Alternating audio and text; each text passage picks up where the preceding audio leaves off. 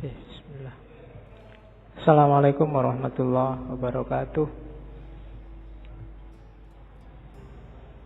Bismillahirrahmanirrahim. Alhamdulillahirabbil alamin. Wa bihi nasta'inu ala umurid dunya waddin.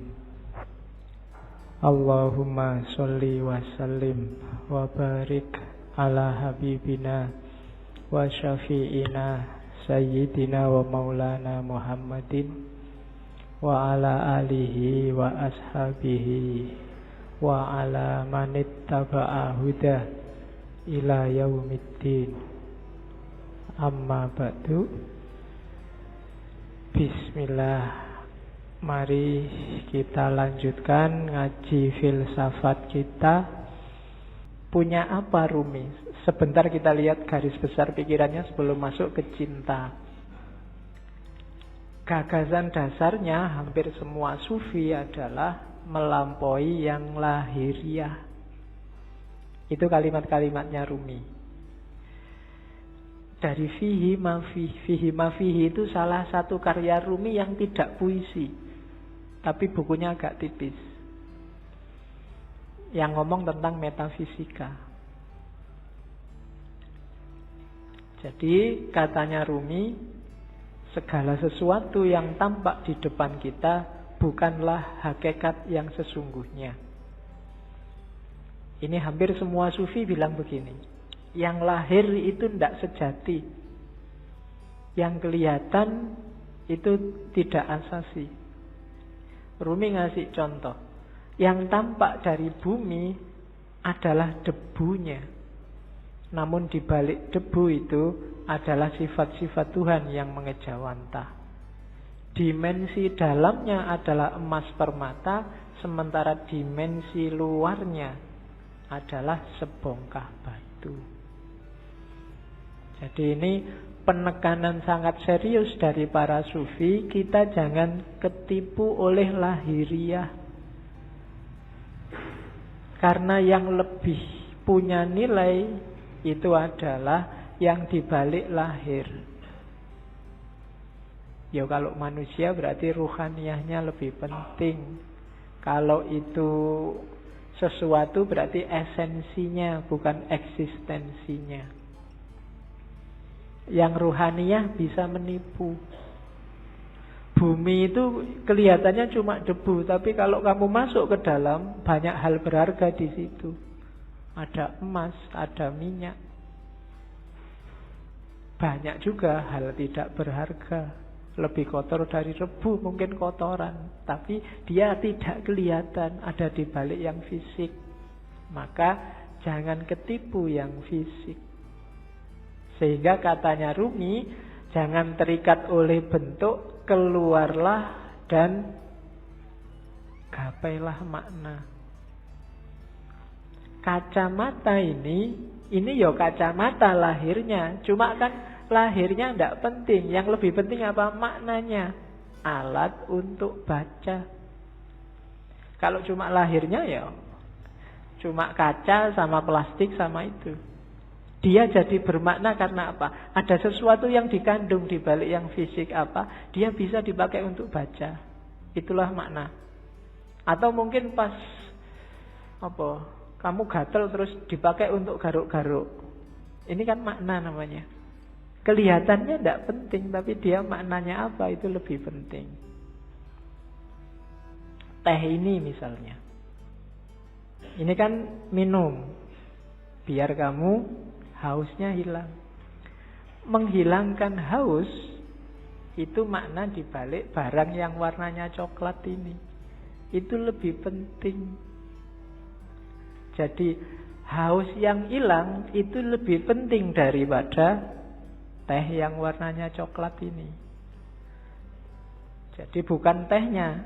Sekualitas apapun teh misalnya, kok tidak bisa menghilangkan haus ya, kamu tidak nganggap penting, mungkin tidak kamu minum. Bismillah ya, dicoba ya menghilangkan haus benar apa. Oke. Tidak usah dijawab. Kamu nunggu aku ngomong menghilangkan haus apa enggak ya? Ya mesti wae, masuk kamu umur berapa baru paham kalau teh menghilangkan haus.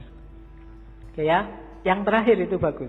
Hati-hati, jangan tertipu. Banyak hal yang kau anggap sebagai penyebab sebenarnya adalah hijab. Ini penting. Banyak hal lahir, yang lahir ya, karena ini ngomong yang lahir sama yang batin. Yang lahiriah, yang kelihatan, kita nganggapnya ini sebab. Baju membuat kita ganteng. Kemudian amal baik membuat kita masuk surga. Macam-macam yang lahir-lahir ya. Katanya Rumi, hati-hati. Yang kita anggap sebab sering-sering malah jadi hijab. Hijab itu sesuatu yang menghalangi kita, malah menjauhkan kita dari Allah. Banyak hal yang kita anggap, oh gara-gara amalku yang ini loh, sekarang aku jadi tentrem hidupku. Seolah-olah kamu yang bikin hidupmu tentrem dengan kamu beramal. Allah tidak main di situ. Itu yang disebut hijab. Perannya Allah kamu hilangkan. Kamu menjauh dari Allah gara-gara yang kamu anggap sebab tadi. Gara-gara amalku ini sekarang rezekiku berkali lipat. Amalmu itu kan sebab. Itu loh. Kamu nganggap dengan kamu beramal terus Allah ngasih kamu. Jadi kayak kamu bisa merentah Allah. Ini hijab kalau bahasanya Rumi. Bikin kamu malah jauh dari Allah. Seolah-olah kamu yang mengatur ceritanya. Padahal bukan. Kan sering ya yang ceramah-ceramah, mari kita sedekah sekian, nanti baliknya sekian. Ya, dompet, mana dompet? Kan mesti gitu. Sering-sering. Nah, enggak. Iya mungkin begitu, tapi jangan dianggap sebabnya itu. Terserah Allah lah. Misalnya Allah menjanjikan 7.000 terus kamu cuma dikasih 5.000, apa ya? Kamu bisa komplain. Atau ayatnya bilang 7.000 terus kamu dikasih 700.000, kan ya enggak suka-suka Allah. Amalmu bukan sebabnya. Kalau kamu merasa amalmu sebabnya, kalau kamu merasa yang lahiriah sebabnya, biasanya terus jadi hijabmu yang bikin kamu jauh sama Allah. Seolah-olah yang bikin cerita dirimu. Sodakoah biar enggak ketemu bencana. Seolah-olah kamu yang ngatur ceritanya. Itu yang oleh Rumi disebut hijab. Jangan salah, yang lahir-lahir, yang sering kita anggap sebab, itu ternyata nantinya berubah jadi hijab. Jadi lampauilah yang lahiriah itu. Terus, nah, kata-kata Rumi lagi. Kalau manusia dianggap manusia dari fisiknya, dari lahirnya saja, maka Muhammad dan Abu Jahal itu memiliki kualitas yang sama. Lukisan di dinding pun persis seperti manusia. Lihatlah apa yang kurang, lukisan indah itu kehilangan ruhnya. Jadi manusia juga begitu. Jadi manusia atau tidak yang sejati tidak tergantung fisik, tapi tergantung dimensi batinnya. Kalau hanya fisik, maka Muhammad dan Abu Jahal itu ya sama-sama Arabnya, sama-sama punya jenggotnya, sama-sama pakai jubahnya, sama-sama pakai bahasa Arab, sama-sama takbir. Mungkin. Tapi yang membedakan apa? Ruhaniyahnya, batinnya. Maka kalau menilai, patokannya jangan luarnya. Kalau kamu menilai orang baik, wah ini pakai jenggot, pakai baju jubah, batuknya hitam, radikal mesti. Nah, itu namanya kamu hanya dari lahirnya. Oh, pakai kopiah, pakai sarung santri, bid'ah mesti kelakuannya. Nah, itu cuma dari lahirnya. Apa yo ngerti? Cuma dari lahir, kan begitu. Kalau hanya kamu lihat lahirnya, mungkin yo bintang-bintang film itu yo harusnya sangat berkualitas. Superhero atau main jadi wali, kan ada yang jadi kiai itu kalau cuma lahirnya loh ya. Oke, jadi ndak lampaui yang lahir, jangan ketipu oleh yang lahir ya. Banyak orang tertipu di situ. Jadi katanya Rumi, duhai saudara, engkau adalah apa yang kau rasakan dalam pikiranmu. Selain itu hanya tulang dan daging. Kalau kau anggap dirimu bunga, maka engkau adalah taman bunga. Kalau kau anggap dirimu semak berduri, maka engkau hanyalah bahan bakar perapian. Itu maksudnya Rumi, ayo kita garap wilayah batin kita. Kamu nganggap dirimu hari ini apa? Sebagai manusia, jangan berhenti di kulit dan daging. Jangan sibuk mikir, aku sudah ganteng apa belum ya? Hari ini kayak gimana kelakuanku yang fisik-fisik, enggak. Coba dilihat batinnya dulu, dibereskan. Kalau yang dalam sudah beres, keluarnya pasti bagus. Itu maunya Rumi. Kalau dalamnya masih belum beres, ya susah. Jadi lampaui dulu yang lahir. Oke. Bahkan banyak amalan-amalan ibadah lahir di banyak hadis jadi tidak bernilai ketika batinnya ndak ikut. Kan banyak itu kan. Kam min so'imin, berapa banyak orang puasa hanya dapat lapar dan haus. Berapa banyak orang sholat hanya dapat capek fisiknya saja dan seterusnya. Itu berarti apa? Kualitas lahirnya beres, tapi kualitas batinnya belum. Puasa, tapi tidak ada menahan dirinya. Kan itu yang di hadis itu maksudnya. Ya bener, nggak makan, nggak minum dari pagi sampai maghrib. Tapi aspek menahan dirinya nggak ada. Misalnya sejak pagi sampai maghrib nonton TV terus. Jalan-jalan di mall, matanya masih ke kiri ke kanan. Itu kan tidak ada aspek menahan dirinya, maka dapatnya cuma lapar dan haus. Sholat juga begitu. Sholatnya di sini tapi pikirannya di komputer, pikirannya di HP, ada suara tweet-tweet, ada SMS ini mesti ada. Jadi fisikmu ada di sini tapi pikiranmu di sana. Sholatmu tidak ada ruhnya. Bilang Allahu Akbar tapi otomatis kayak robot. Baca Fatihah tapi Fatihahnya tidak hadir dalam dirimu. Itu persis kayak HP-mu yang bisa ngaji, tidak ada ruhnya. Ya, mungkin dulu pernah tak ceritainnya. Ada yang tanya pada saya, Pak, HP yang bisa ngaji itu kalau dibawa ke WC kira-kira boleh tidak Pak? Kan itu Quran. Jawabannya susah. Ada kiai ulama Arab yang jawab boleh. Kenapa? Asal di WC nggak disetel ngajinya, nggak kamu sambil di WC terus ngaji Bismillah, nggak boleh. Tapi kalau ada aja dalam HP nggak apa-apa. Analoginya apa? Pikiranmu. Kamu hafal Fatihah nggak? Hafal. Berarti di kepalamu ada Fatihahnya. Wong hafal. Kalau kamu masuk WC, masuk hafalannya mau dibuang kan nggak? Berarti tulisannya ada, hafalannya ada, masuk WC asal nggak kamu bunyikan waktu di dalam WC. Nah, itu HP-nya saja itu kan tidak ada ruhnya. Jadi kalau kamu ngaji, kalau kamu sholat, ketika jiwamu nggak hadir, batinmu nggak hadir, ya cuma dapat wadahnya saja, tidak ada isinya. Bahkan mungkin lebih bagus HP-mu, tartilnya jelas. Iya, kalau kamu ngaji dewe kan masih pelekak-pelekuk. Nah, jadi rumus pertama katanya Rumi, yuk dilampaui yang lahiriah. Jangan berhenti hanya sudah bisa melakukan amal-amal lahir. Dibereskan dulu yang batin. Oke, rumus selanjutnya. Ini sebelum cinta ya, belum, biar nanti paham apa maunya Rumi. Ini sama kayak banyak sufi yang lain. Katanya Rumi, manusia ini jagat kecil.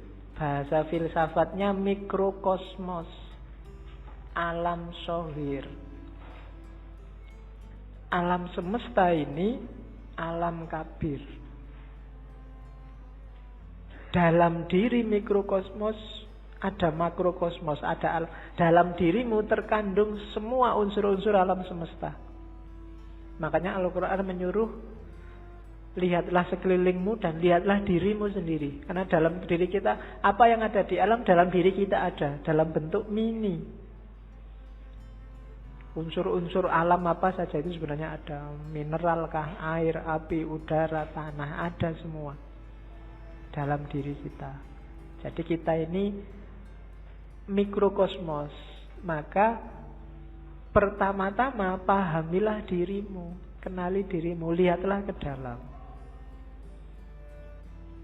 Nah, kalau sudah paham diri kita, kita akan paham alam semesta. Karena dalam diri kita ada seluruh alam semesta. Kalau kita sudah paham alam semesta, kita akan paham Allah. Karena alam semesta ini manifestasi dari sifat-sifat Allah semuanya. A sampai Z. Makanya ada hadis yang bilang man arofa nafsahu faqad arofa robbahu. Barang siapa kenal dirinya, dia akan kenal Tuhannya. Rumusnya apa? Dalam diri kita ada alam semesta, makrokosmos. Makanya kita disebut mikrokosmos. Begitu kita paham makrokosmos dan mikrokosmos, kita akan paham tentang Tuhan. Kenapa? Karena alam semesta ini isinya adalah manifestasi dari semua sifat-sifat Tuhan. Tuhan yang penyayang, Tuhan yang pemaaf, Tuhan yang teliti, Tuhan yang maha adil, dan seterusnya. Itu kan ada di alam semesta ini. Keadilannya, sayangnya, dan seterusnya itu kan bisa kita lihat di jagat besar, termasuk jagat kecil diri kita sendiri. Betapa telitinya Allah. Misalnya matahari itu kalau lebih dekat 10 cm aja dari bumi, bumi tidak akan kuat, dia akan terbakar dan kalian tidak bisa hidup. Atau dia lebih jauh 10 cm saja, bumi juga tidak akan ada kehidupan, pasti akan beku. Kok matahari bisa pas begitu? Itu ketelitian Allah. Tidak mungkin nggak sengaja. Itu iseng aja, Pak, nggak sengaja. Tidak, itu Allah yang teliti. Tubuhmu kan juga teliti. Sikunya pas gini, coba sikunya di sini mungkin kamu ya susah. Ya kan?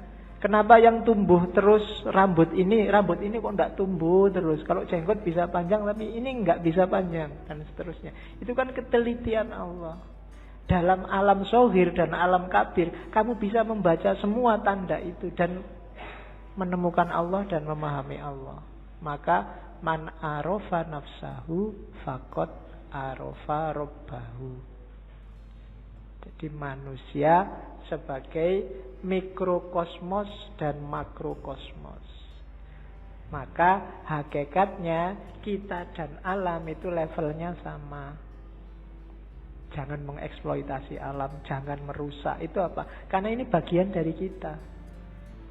Termasuk dengan sesama. Kita dan masyarakat yang lain itu satu. Kita dan alam semesta itu satu. Hanya kita dalam bentuk mini. Oke, saya lanjutkan. Karena malam ini materinya agak banyak. Ini kalimat yang saya suka dari Rumi. Jangan engkau seperti iblis, hanya melihat air dan lumpur ketika memandang Adam. Lihatlah di balik lumpur beratus-ratus ribu taman yang indah. Kalimat ini menurut saya penting karena orang Indonesia hari ini cara berpikirnya landasannya adalah suudzon. Nganggap orang lain jelek, khususnya yang berbeda dengan dirinya. Kalau sudah benci, tidak ada baiknya sedikit pun. Itu disindir oleh Rumi. Orang kayak gini, kayak iblis, yang melihat Adam hanya dari sisi air dan lumpurnya. Tidak melihat bahwa siapapun itu kalau manusia, di balik yang fisik yang kelihatan mungkin yang kurang ajar, yang jahat, yang ada entitas ketuhanan. Ketika di Al-Quran Allah bilang wa nafakhu fihi min ruhi, dan kutiupkan dalam diri manusia itu sebagian dari ruhku. Itu kan ya untuk semua manusia, tidak cuma untuk orang baik saja. Ya orang jahat ya ada ruhnya juga, yang bagian dari Allah. Hanya saja di orang-orang yang jahat, yang jelek ini, ruhnya Allah ini terhijab banyak sekali dia, sehingga tidak kelihatan, sehingga gelap. Tapi dia tetap manusia, harus ditolong. Tidak kayak iblis, dilihat jeleknya saja pokoknya. Nah, yang melihat jeleknya saja itu hanya melihat air dan lumpurnya Adam. Padahal Adam itu punya ribuan, ratusan ribu taman yang indah. Manusia itu indah. Kehidupan manusia juga indah. Ya kita sendiri yang sok-sok merusak. Dengan nafsunya tentunya ya. Hari ini kita sering jadi iblis. Kita ya jangan nunjuk orang lain. Biasanya nek wis benci kan terus gak ono api belas.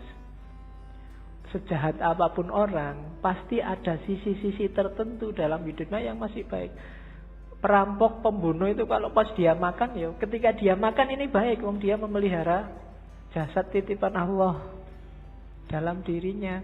Waktu dia pulang, misalnya punya anak kecil terus dulang anaknya, itu ya baik.